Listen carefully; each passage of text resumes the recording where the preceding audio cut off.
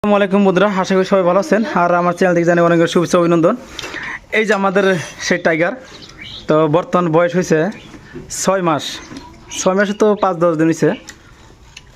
তো এই 6 মাস বয়সে কিন্তু অনেক লম্বা হয়ে গেছে।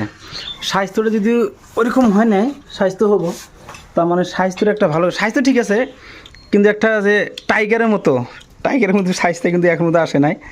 যেহেতু আসবো আর কয়েকদিন পরে, এখনও কিন্তু ওনার হেফাজত ভালোভাবে করতেছি না, যেহেতু 6 মাস বয়স।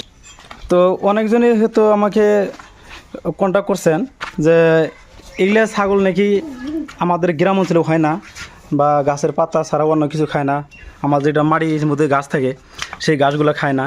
তো এটা কিন্তু টোটালি মিথ্যা কথা। আমি যেহেতু 3 মাস থেকে আনছি, তো 3 মাসের মধ্যে কিন্তু আমি ভালো একটা রেজাল্ট পেয়েছি।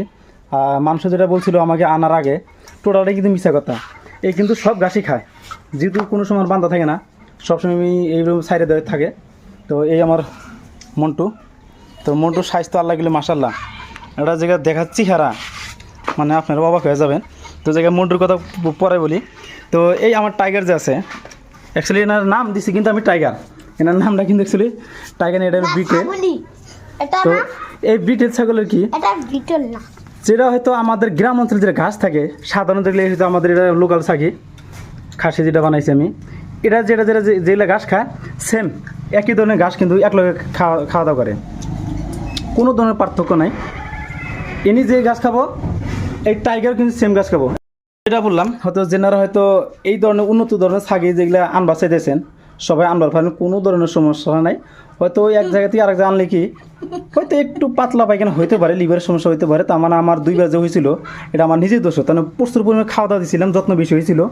যেহেতু ছোটো বাচ্চা, যখন আমি আনছিলাম 3 মাস বয়স ছিল, তো 3 মাস বয়সকালে ইনি তো দুধের বাচ্চা আনছিলাম, তো মানে লিভারে কাম দেয় না, যার জন্য একটু অসুবিধা হয়েছিল।